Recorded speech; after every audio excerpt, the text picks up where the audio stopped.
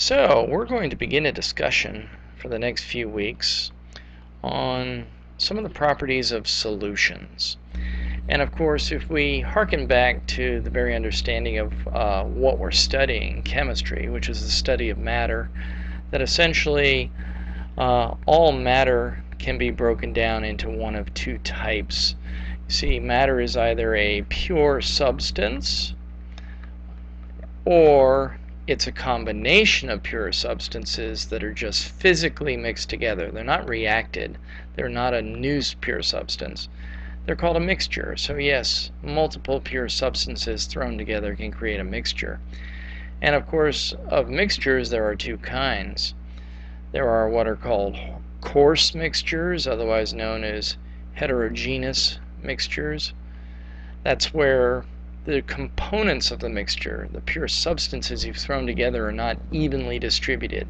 For instance, if I took water and I took a whole lot of sugar and threw it into the water, and a lot of the sugar settled to the bottom, that would be a heterogeneous mixture, because at the bottom there would be more sugar than water, and near the top there'd be more water than sugar.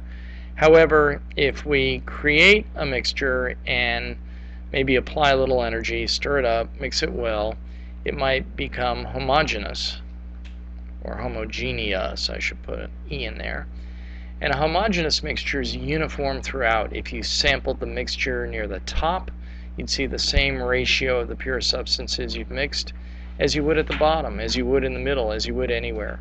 So most of the solutions we're going to be studying are aqueous solutions. In other words, we know one part of the solution is water, and the other part or parts are solutes, as they're called, are going to be dissolved in the water. Now, when we example something very simple system like a bunch of water, H2O, okay, well that's a pure substance. It's not a mixture yet of any kind.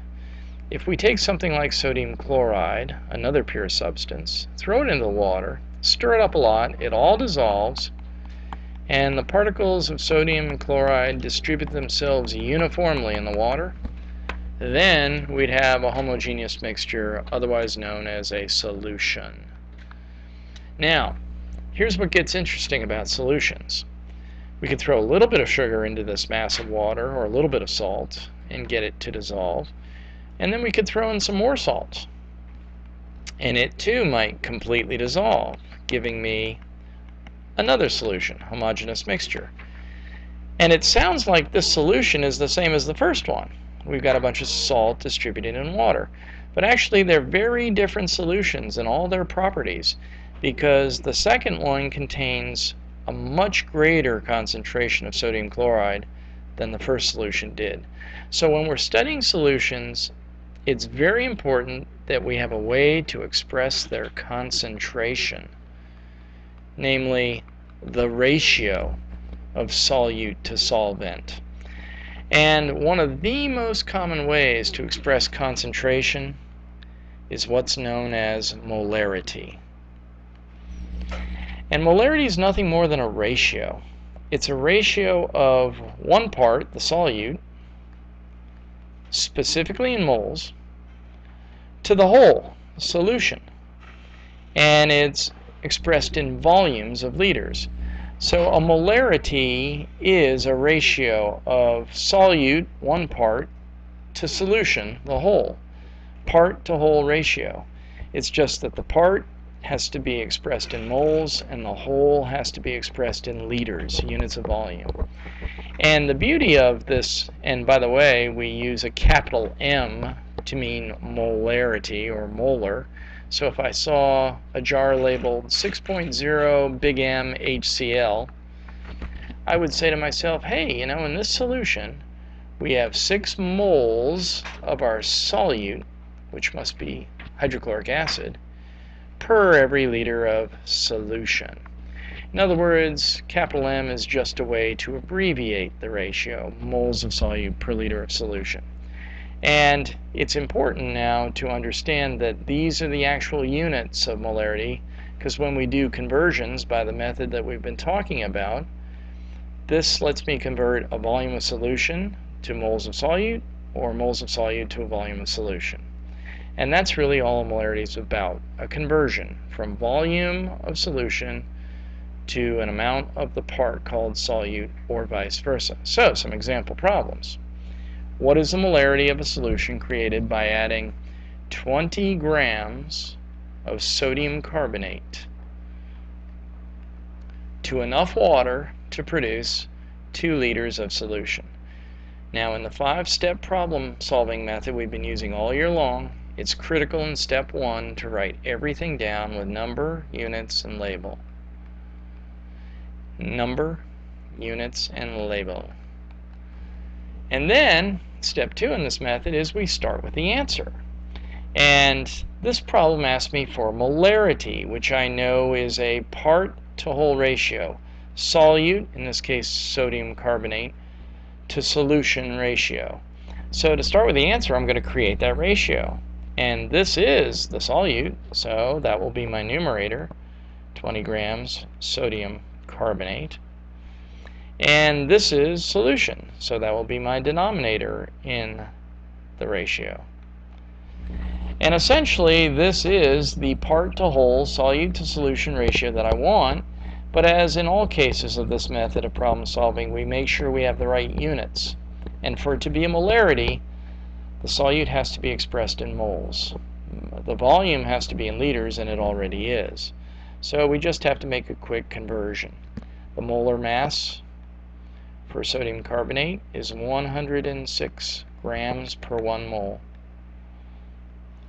The mass will cancel, and I now have moles of sodium carbonate per liter of solution, or specifically 0.0943 molar sodium carbonate. Simple problem enough to find the concentration, but how do we use the concentration? Well, as I've said, we use it as a conversion from solute to solution or solution to solute. Now, this problem says what volume of the solution in part 1, and I'm going to write down what I know about part 1, namely the molarity. But I'm not going to write a big M. If I'm solving a problem with molarity, I write the actual units. Moles of solute, sodium carbonate, in the first problem, per liter of solution.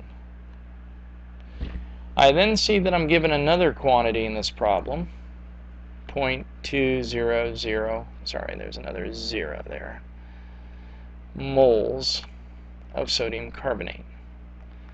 So I've got everything I know from part 1 and this part of the problem written with number, units, label, number, units, label, number, units, and label. And then I ask what quantity am I asked for? I'm asked for volume of solution. And there is a volume of solution right there in the denominator of this molarity. So I'm going to invert that denominator and rewrite it as this ratio. Because, of course, if there are 0.0943 moles of sodium carbonate per every liter of solution, there's a liter of solution per every 0.0943 moles of sodium carbonate. But this is essentially what I want, a volume of solution. Cancel what I don't want, and what I don't want is moles of sodium carbonate. Well, the problem conveniently gave me moles of sodium carbonate. So just like that, I can cancel. And I've taken an amount of sodium carbonate and converted it to a volume of solution. And the answer is 0.212 liters of solution, or 212 milliliters if you prefer, either one. Equally correct. Now, let me get us some space right here. Okay, so once again in this third problem we're asked about the solution in part 1, which I remember is 0.943 moles sodium carbonate per liter solution. And in this part of the problem I'm given a new volume, 0.375 liters solution. Once again, number, units, label, number implied 1, units, label, number, units, label. And then I start with the answer, and here they want a mass of sodium carbonate. Unfortunately, I don't see a mass anywhere, but as long as I know what the substance is, the one mass I always have is a molar mass. And for sodium carbonate, that molar mass is 106 grams of sodium carbonate per each mole of sodium carbonate. So that is a mass of sodium carbonate if I can cancel moles of sodium carbonate, which is no problem because in the molarity I have moles of sodium carbonate. There are 0.0943 moles sodium carbonate per every 1 liter of solution. And the moles of sodium carbonate cancel, but now you go, oh my goodness, we've introduced a volume of solution? No problem, because when I got up this morning, the one thing that canceled a volume of solution was a volume of solution. And if we have 0.375 liters of solution, the volume cancels. Multiply it all out, and we get 3.75 grams sodium carbonate. Yet another example of how we can use this.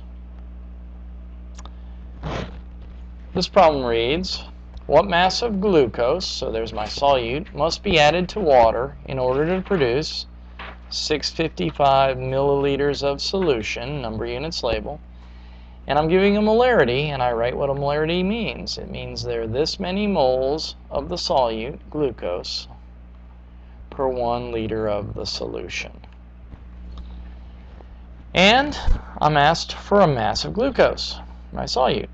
Well, I don't see a mass anywhere here, but from the formula I can always get a molar mass. 6 times 12 plus 12 times 1 plus 6 times 96 is a molar mass of 180 grams of glucose per 1 mole of glucose. There's my mass, and it leads me only to have to cancel moles of glucose. Well, that's why I've got a molarity, because I can cancel the amount of solute with the molarity. It does introduce a volume of solution, but I can cancel a volume of solution because I was given a volume of solution.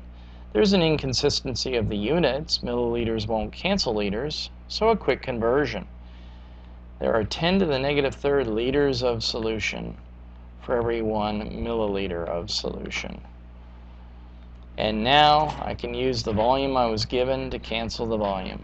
I'm 655 milliliters of solution.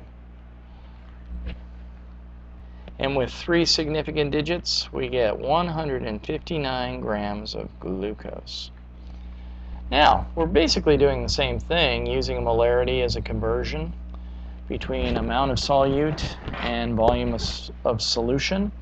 But let's jazz it up just a little bit. Now, this also refers to the solution in part B, so I'm going to write down that piece of information. Moles of glucose per 1 liter solution. And we're given a new quantity in this part, 25 milliliters of solution. And we're asked for atoms of carbon. And I go, what? But then I remember from my distant past some converting we had to do. This is a molecule, and clearly the formula tells me there's 6 atoms of carbon in every molecule. So if I want to start with the answer, I'll say, I've got 6 atoms of carbon.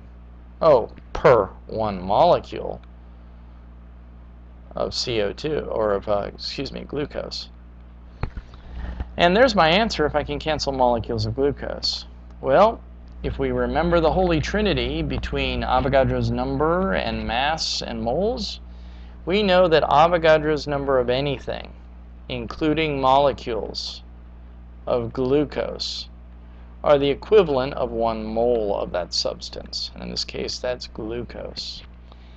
And then we can cancel moles with our molarity, 1.35 moles of glucose for 1 liter solution. And we can cancel the volume of solution with the volume of solution. And yes, since 10 to the negative third liters of solution are a milliliter, we can now cancel milliliters with milliliters of solution. For an answer of 1.22 times 10 to the 23rd atoms of carbon. And that's the real use of molarity. converting solute to solution or vice versa.